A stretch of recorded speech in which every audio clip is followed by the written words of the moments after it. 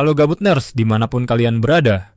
Bagaimana kabarnya? Gimana masih bersama channel kesayangan Anda, Squad Creators? Melalui film ini, saya ingin kita semua berkaca dan memahami apa yang dimaksud dengan sebuah kesuksesan. Jadi begini ceritanya. Apa yang ada di pikiranmu jika mendengar kata ibu kota Yuruk ramai saling senggol sana-sini, atau malah sebuah tempat di mana kita harus mengejar mimpi? Mungkin itulah yang ada di pikiran Budi ini.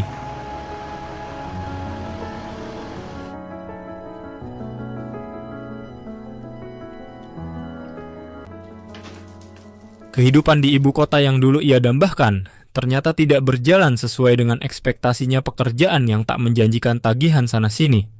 Terlebih lagi, hubungan cinta yang tak bisa memegang janji.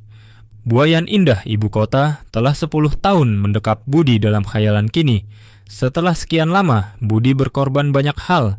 Nyatanya usahanya mengkiti hasil banyak sukses yang dahulu Budi impikan nyatanya berbuah busuk, dan bahkan menyakiti hati semua orang yang pernah berjuang bersama pun tak mau lagi tinggal bersama. Mereka pergi di jalan mereka sendiri, serta meninggalkan Budi dalam keadaan yang gelisah. Budi telah habis. Semua yang bisa ia perjuangkan telah sia-sia dengan apa yang kini tersisa. Budi memutuskan untuk menjual semua benda dan barang yang ia miliki.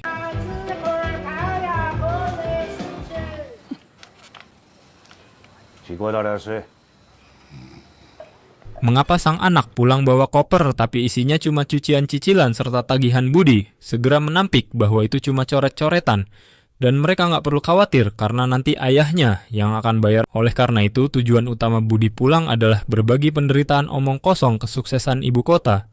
Semua ungkapan itu hanyalah hiasan belaka. Mereka-mereka yang bilang bahwa sukses itu harus A, B, C, D, E, F, G, sampai Z, harus kita sadari bahwa mereka pasti punya bingan. Dan juga mungkin orang titipan geram anaknya pulang nggak bawa apa-apa. Sang ayah pun memaksa Budi untuk cari kerja di sini, namun Budi pun mendatanginya malam-malam. Kita panggil saja adiknya ini Wati Budi. Budi pun bertanya, memangnya daftar kerja di kampung nggak susah-susah tuh blok? Walaupun susah, jika Budi mau berusaha, mungkin kesempatan baik akan datang ke hidupnya. Budi pun sebenarnya muak dengan ribuan kata harapan. Pengalaman 10 tahunnya di ibu kota sudah menjawab semuanya. Tapi karena sang ayah tak memberinya uang buat nup tagihan, terpaksa pun harus mencari kerja kesal. Tapi sepertinya mereka datang di waktu yang salah. Tak enak dengan temannya. Sang ayah pun langsung pamit dan bilang jika dirinya cuma kangen nongkrong bersama kok.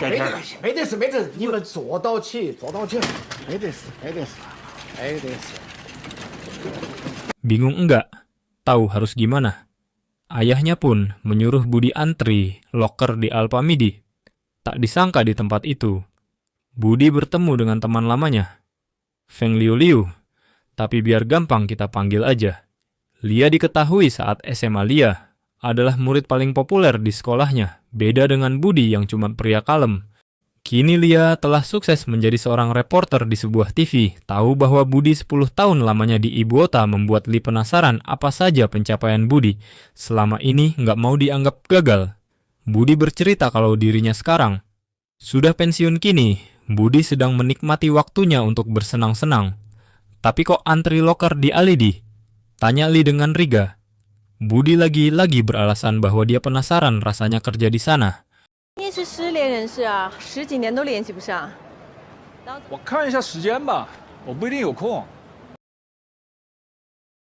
Bodoh sesampainya di rumah sang ayah, langsung bertanya tentang loker tadi.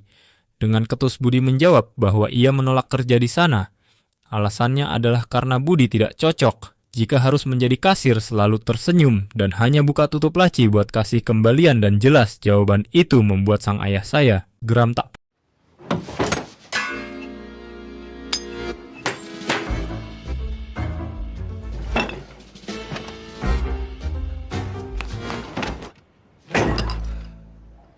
Dirasa Budi terlalu nyantai. Ibunya pun pelan-pelan menasihatinya di umurnya 38 masa iya. Budi nggak mau kerja, adiknya sudah berumur 25 dan butuh toh. Baik ke depannya, masa I juga mau punya ipar yang pengangguran seperti dirinya, jelas lembut dari sang ibu kepada anaknya yang manis ini capek. 6. Menasihati, tapi nggak pernah didengerin ibu. Pun memilih untuk duduk nyantai di sebuah kursi pijat di sana. Sang ibu bertanya, berapa harga kursi ini? Karena sang anak yang paling ganteng mau membelikannya. Di perjalanan pulang, tiba-tiba Lee menggabari jika dirinya pengen bertemu dengan Budi. Takut Kia ngajak ke tempat Feni Budi, pun minta sedikit pegangan kepada sang ibu Butebi kerja. Sesampainya di tempat makan mereka berdua pun langsung bercerita tentang masa lalu. Tapi ya karena kehidupan Budi di masa SMA terlalu suram, Budi hanya bisa iya ya, padahal yang harus Budi tahu dulu, Lia sempat suka kepadanya. Budi terlihat cool, pendiam dan sangat mempesona. Tapi itu dulu, karena sekarang Lia telah berkeluarga ya. Udah tahu ada kesempatan buat dekatin Lia, Budi pun segera bersiap dengan gombalannya. Namun aksinya itu segera dipotong oleh Lia yang bilang bahwa dirinya sedang butuh talent untuk sebuah video dokumenter. Bosnya bilang jika Lia mau naik jabatan, Lia harus bikin sebuah dokumenter yang bisa menyentuh hati. Awalnya, Lee mengangkat kisah seorang veteran perang. Namun sayang beliau sudah meninggal minggu lalu. Jadi harus ganti yang lain, terpojok dengan keadaan itu. Lee pun kepikiran buat bikin sebuah dokumenter tentang seorang pria yang telah berjuang di ibu kota, namun pulang tanpa membawa apa-apa. But nasibmu, buat bingkaran keduknya elah terbuka. Budi pun berpikir keras untuk menerima tawaran itu. Ditambah lagi, Budi memang dahulu suka membuat film saat SMA. Hal tersebut terbukti dengan buku yang berisi kumpulan naskah. Terbaiknya, yang ibunya temukan nil ciik kamar jelas saja, tanpa tedeng aling-aling. Nggak apa-apa, harga diri Bu Udi terinjak-injak. Yang penting impiannya membuat film bisa terlaksana langsung saja. Pagi harinya diwawancara Lee, mengarahkan Budi untuk menceritakan kehidupan di ibu kota. Namun, karena Budi ini kurang pintar berbicara berulang kali mendeh dan mengarahkan pasrah dengan teman yang dongo ini pun mengganti target wawancara dengan es keluar. Budi sesi itu berusaha mengorek. Sisi menyentuh dari Bu, namun gimana An yang adega, di mana Budi memberikan ibunya uang hasil kerja kerasnya selama ini. Yang aslinya itu hanyalah uang properti, tak puas dengan hasil kerja. Lia bosnya pun memarahinya. Bosnya menganggap bahwa dokumenter ini cuma video orang nganggur biasa yang engak ada menyentuhnya. Oleh karena itu, sang bos memberikannya waktu lagi untuk bisa memahami apa arti kata dari menyentuh hati. Jadi Lia segera berdiskusi dengan Budi bahwa kisah hidupnya begitu-begitu ya. Begitu biasa aja, Bud malah terkesan. Budi memang anak kurang ajar pemalas dan bodohnya itu nggak ketulungan mendengar itu semua. Budi hanya terdiam karena dia tidak tahu mau bagaimana lagi sejenak. Dia teringat dengan buku naskah Budi yang tempo hari sang ibu tunjukkan kepadanya. Oleh sebab itu, mengapa mereka berdua tidak membuat film itu saja? Menurut Lee naskah, tulisan Budi cukup bagus yang bercerita tentang kisah kasih sepasang lanjut. Usia Budi pun menyetujukan Budi. Asalkan Budi pakang sendiri, bingung kemana harus mencari pinjaman pandangan Budi, teralihkan dengan sebuah hal. Budi berniat menjual vas antik yang ada di rumahnya. Tapi ya, karena Budi minim literasi yang penjual pun memberitahu kalau vas ini masih baru buatan Cina, dan gak ada antikti sama sekali.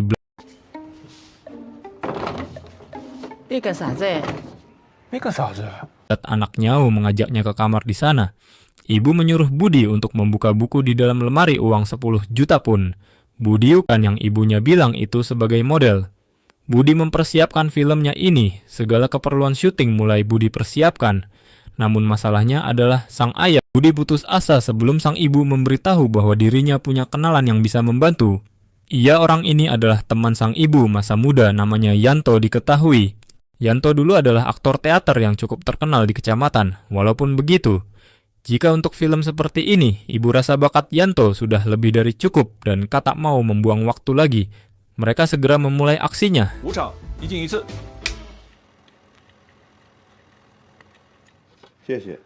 Si proses jalannya syuting pun terlihat berjalan lancar, bahkan di luar dugaan sang ibu dan Wati. Terlihat menikmati setiap proses ini. Namun ya memang, Karena syuting ini minim biaya jelas hal-hal kecil.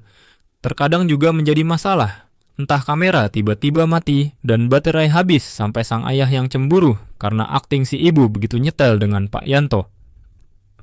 Ayah pun menunjukkan rasa kesalnya dengan melarang Budi untuk syuting di rumah. Ia beralasan bahwa esok pagi klub akustiknya mau latihan di sini. Tak mau berdebat dengan ayah tercinta Budi pun mengiyakan permintaan itu. Alhasil Budi dan seluruh tim harus mencari tempat baru, tempat yang cocok dan bagus untuk keperluan syuting mereka. Namun baru saja kamera merekam seorang satpam datang dan meminta surat izin memakai tempat ini.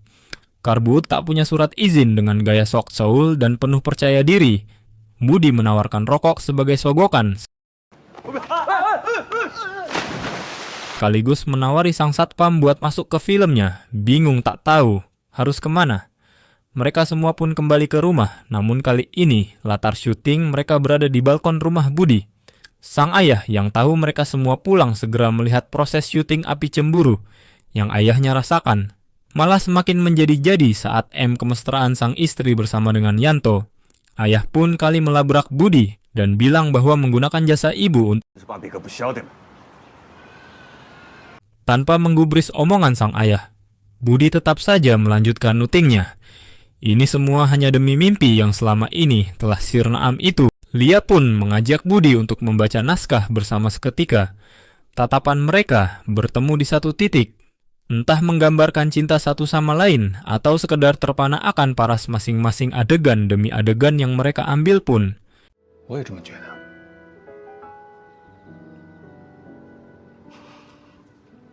Kini telah mendekati akhir cerita dari film Budi. Tak lama lagi akan selesai dan mimpinya selama ini tidak akan jadi padam. Namun ternyata di tengah kegembiraan itu ternyata Liam merekam setiap momen diam-diam semua. Action! Action!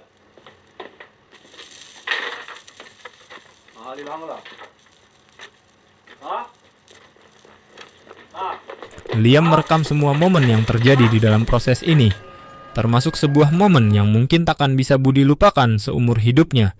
Seluruh proses syuting pun harus tertunda, atau lebih tepatnya, mimpi yang kini menghidupkan Budi harus berhenti sepenuhnya. Jelas hal itu tak lebih penting daripada kepergian sang ibu yang tiba-tiba kepergiannya ini benar-benar menjadi pukulan telak untuk keluarga Budi.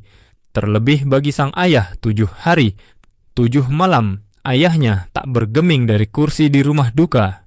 Sahkan dirinya terus menanti berharap bahwa sang ibu pasti akan kembali di tempat lain. Film dokumenter Lia tentang kehidupan Budi kini telah usai dengan penuh rasa bersalah. Dia pun juga mengundurkan diri. Bukan karena Lia tak mau mendapat promosi, namun untuk apa dirinya menikmati suatu hal jika harus mengorbankan temannya yang kesusahan bagi Lia. Karyanya ini adalah simbol penghinaan setelah serangkaian momen. Telah ia lewati, Lia sudah menganggap Budi sebagai sosok yang berarti, dan mungkin walau Lia tak meminta maaf di dalam hatinya, Lia benar-benar merasa bersalah kepada Budi atas apa yang telah ia lakukan. Budi dan Wati pun terkejut dengan dokumenter yang disiarkan di TV. Semua kejadian selama ini benar-benar Lia rekam dengan detail dan rinci. Hal itu membuat keluarga Budi menjadi perbincangan banyak orang, dan itu seakan membuat ayahnya terusik. Namun tidak, sang ayah malah mulai menonton hasil setengah. Jadi film yang Budi garap. Setiap malam sang ayah menonton film itu berulang-ulang. Hanya saja ia menonton bagian sang istri semata. Budi paham. Budi sangat paham bahwa kini hidupnya semakin terjatuh hari-hari yang biasanya ia tempuh dengan penuh kemalasan. Kini terasa begitu berat sejak kepergian sang ibu omelan dan teriakan. Ibu seakan masih terngiang di telinganya. Bahkan sampai saat ini, Budi masih tak bisa membelikan ibunya kursi pijat yang sering ia coba. Hingga suatu hari di tengah lamunannya siang, itu bayangan sang ibu. Kembali hadir Budi teringat. Semasa hidup sang ibu selalu rajin dalam mengurus rumah. Padahal ibunya dulu adalah lulusan terbaik di kampusnya. Sang ibu punya banyak tawaran untuk masa depan dan karirnya. Lalu, mengapa ibu memilih untuk lepas dan menjalani hidup bersama sang ayah yang mungkin tak seindah dan sebaik yang orang-orang pikir? Ibunya menjawab, memang wanita haruslah berpendidikan, tapi bukan untuk mengungguli suaminya. melainkan agar ia bisa mendidik anaknya dengan baik. Lalu, mengapa Budi menjadi orang yang gagal? Mengapa Budi tak bisa seperti anak yang lainnya? Semua orang di umurnya telah sukses, beberapa dari mereka bahkan bisa membawa bahagia ke dalam keluarganya. Dan mengapa Budi hanya menjadi Seun tersenyum kecil sembari menatap? Budi ia berkata bahwa kesuksesan tak selalu tentang uang maupun harta, dan kegagalan tidak selamanya buruk. Sukses ataupun gagal, itu semua hanya ada di omongan orang. Jika tolak ukur kesuksesanmu adalah orang lain, maka selamanya kamu akan menganggap dirimu gagal dan mungkin tidak akan pernah bisa bersyukur. Jadi jangan pernah kehilangan dirimu hanya untuk mengejar hal yang semu, karena sukses yang sebenarnya adalah saat kau membawa kebahagiaan dan dirimu juga turut bahagia. Budi menyelesaikan film yang ia buat. Ayah akan mengusahakan apapun untuk membantu Budi menyelesaikannya. Lakukan agar ayah masih bisa melihat istri tercintanya, Kak. 3 tahun telah berlalu sejak hari meninggalnya sang ibu kesehatan ayahnya juga. Action. 票是朋友送的，我放这儿了，去不去你自己。 Mulai memburuk tepat 1 bulan setelah itu. Sang ayah juga turut menyusul istri tercintanya bagai sebuah puisi, di mana seorang pria hanya jatuh cinta sekali.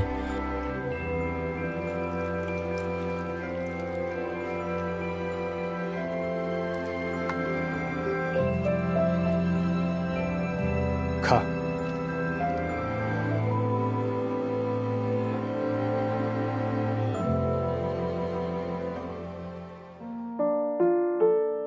Cinta yang tulus, yang bahkan alam semesta pun takkan bisa memisahkan keduanya.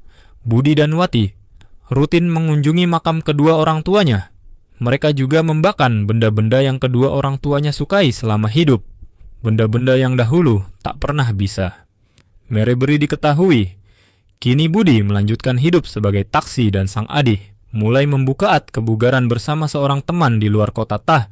Bahwa kebutuhan adiknya menis sebagian uangnya untuk ia berikan kepada ia tahu jika umlahnya tak banyak mung dengan ang inian bisa lanyak yang ma, namunnya tak ma. Adiknya ini kesusahan hanya istahui. Terdiik sifat kakaknya yang begitu burang. Kakak Ben kepat, dan di penghujung hari saat Budi sedang mengantarkan penumpang, ia tak sengaja berpasan dengan Lee di jalan. Seakan kini jalan mereka berdua telah jauh berpisah. Terlihat kali dengan sang suami bersama, juga dengan anak-anak nyawa bahagarel di Dep S. Memang setiap orang memiliki jatah bahagianya.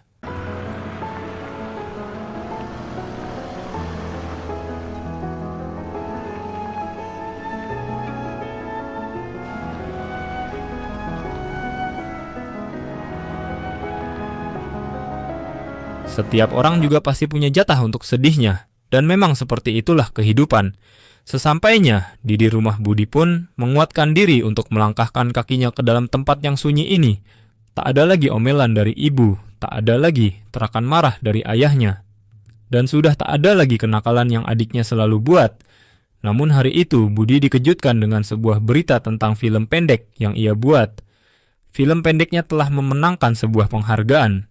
Ternyata Wati diam-diam telah mengirim film itu ke sebuah festival film terbesar di Cina. Serta di penghujung berita itu terlihat video sang ayah yang bercerita bahwa dirinya bangga kepada sang anak, walau mungkin anak-anaknya tak sehebat itu di mata orang lain. Namun bagi ayah mereka adalah hal yang paling berarti di hidupnya. Dan mungkin saat kita bertemu lagi di tempat ini, jangan pernah harap ayah dan ibu berubah menjadi lembut.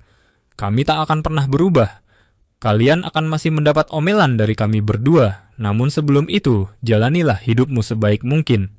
Dan juga sebahagia mungkin, yang kamu bisa sukses. Yang mungkin satu kata itu adalah satu hal yang hampir semua orang kejar di hidupnya. Tapi apa yang sebenarnya dimaksud dengan sebuah kesuksesan?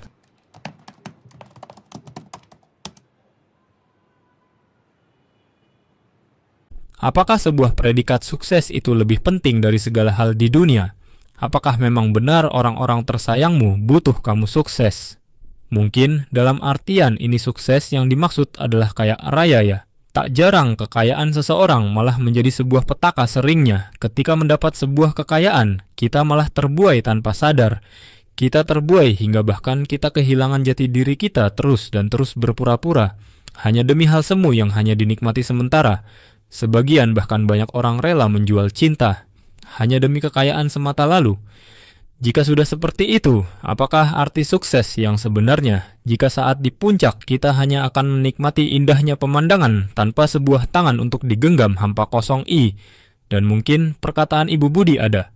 Benarnya, jika tolak ukur kesuksesanmu adalah orang lain atau sekedar kekayaan, maka selamanya kamu akan menganggap dirimu gagal hanya untuk mengejar sebuah hal yang semu. Karena sukses yang sebenarnya adalah saat kamu membawa kebahagiaan dan dirimu juga ikut bahagia. Mengucapkan terima kasih untuk kalian sudah menonton hingga akhir. Terima kasih guys udah nonton dan sampai jumpa di video selanjutnya.